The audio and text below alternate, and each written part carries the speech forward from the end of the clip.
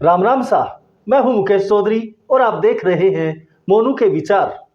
2024 में भी कांग्रेस के सितारे तो गर्दिश में ही नजर आ रहे हैं। जिस तरह का सलूक साथी दल कांग्रेस के साथ कर रहे हैं, उससे तो यही लगता है कि दुश्मन ना करे दोस्त ने जो काम किया है।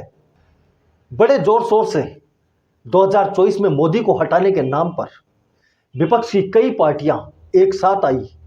विपक्षी एकता के नाम पर एक गठबंधन की रूपरेखा तैयार की गई, लेकिन जैसे जैसे चुनाव नजदीक आ रहे हैं, इस गठबंधन के धागे बिखरने लगे हैं।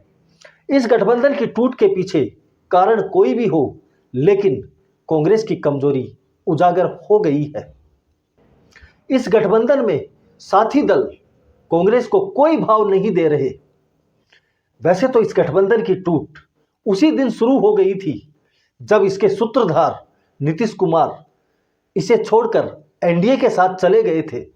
अब ममता बनर्जी और उद्धव ठाकरे ने तो कांग्रेस के साथ ऐसा खेला कर दिया जिसकी कांग्रेस ने कभी कल्पना भी नहीं की होगी।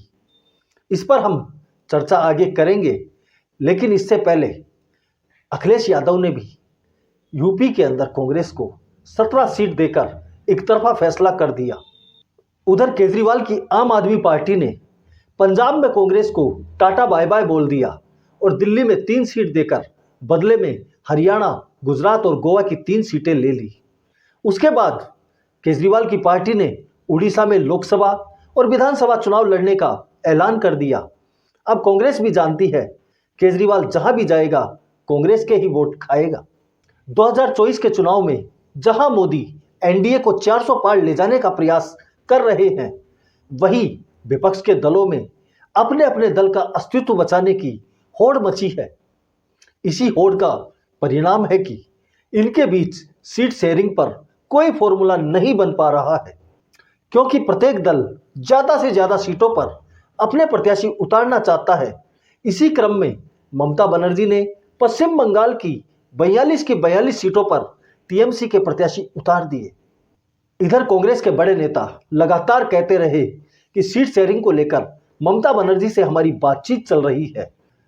इसी गठबंधन की उम्मीद में कांग्रेस संदेश खाली जैसे मुद्दे पर चुप रही, लेकिन ममता बनर्जी ने कांग्रेस की जीती हुई दोनों सीटों पर भी अपने प्रत्याशी उतार दिए।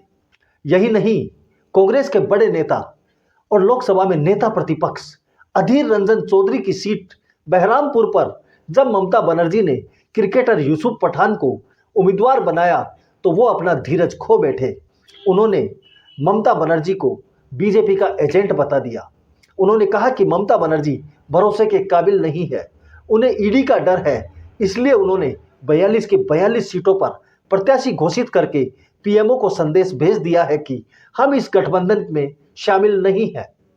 यूसुफ पठान को अपनी सीट से प्रत्याशी बनाए जाने पर अधीर रंजन चौधरी ने कहा कि अगर ममता बनर्जी को यूसुफ पठान का सम्मान ही करना था तो उन्हें राज्यसभा भेज देती या फिर गुजरात की किसी सीट से उनके लिए टिकट मांग लेती।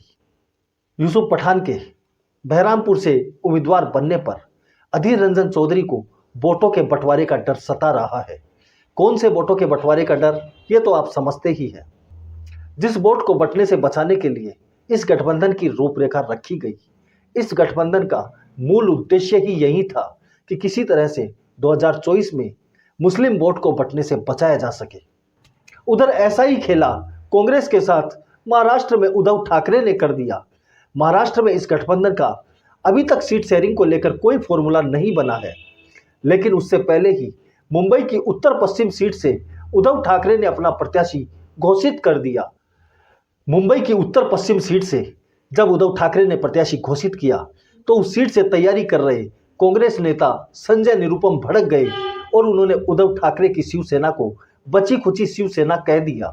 यही नहीं, संजय निरुपम ने शिवसेना द्वारा घोषित किए गए प्रत्याशी को खिचड़ी स्कीम का घोटालेबाज बता दिया। अपने ट्वीट में संजय निरुपम ने खिचड़ी स्कीम का ब्यौरा देते हुए बताया कि कोविड के समय मुंबई में बीएमसी ने जो प्रवासियों को खिचड़ी बांटी थी, उसमें इस प्रत्याशी ने कमीशन खाया था। अब आप खुद देख लीजिए ये कैसा गठबंधन है इसमें एक दूसरे के प्रति इनकी भाषा कैसी है, इनका व्यवहार कैसा है, और एक दूसरे को ये खुद चोर और घोटालेबाज बता रहे हैं। लेकिन जब मोदी कहते हैं कि जो खाया है वो लौटाना पड़ेगा, और जब केंद्रीय एजेंसियां इनकी जांच करती हैं, तो ये एक दूसरे का हाथ पकड़कर लोकतंत्र की हत्या बताते हैं। ये कहते हैं कि केंद्रीय एजेंसियों का दुरुपयोग हो रहा है। विपक्ष को डराने के लिए मोदी सरकार केंद्र की एजेंसियों का मिसयूज कर रही है। लेकिन जब इनके आपस में अहंकार टकराते हैं या इनके स्वार्थ टकराते हैं, तब ये खुद एक दूसरे की पोल खोलते हैं। ये खुलकर जाति जाति करते हैं, ये खुलकर मुस्लिम वोट बंटने की चिंता जाहिर करते हैं। लेकिन धर्म और जाति की राजनीति करने का आरोप ये भाजपा पर लगाते हैं। चुनाव घोषणा में अब कुछ ही दिन शेष हैं, लेकिन अभी तक बहुत से राज्यों में इनके बीच सीट बंटवारा नहीं हुआ। उधर केरल के वायनाड में राहुल गांधी के सामने लेफ्ट ने अपना उम्मीदवार उतार दिया। एक राज्य में ये एक दूसरे के सामने है, एक राज्य में ये गठबंधन में है। ये कैसा गठबंधन है, ये कैसी इनकी नीति है? क्या ऐसे ये मोदी को हराएंगे? 2024 की हार के बाद इस गठबंधन का क्या होगा, देखना दिलचस्प होगा। लेकिन एक बात स्पष्ट होती जा रही है कि मोदी हटाओ के नाम पर बना गठबंधन अब कहीं न कहीं कांग्रेस हटाओ की नीति पर आगे बढ़ रहा है। देखते हैं आगे होता है क्या। इस पर आप क्या सोचते हैं? आप अपनी राय कमेंट करके बताएं। वीडियो पसंद आया तो इसे लाइक करें, चैनल को सब्सक्राइब करना न भूलें। धन्यवाद। जय हिंद, जय भारत।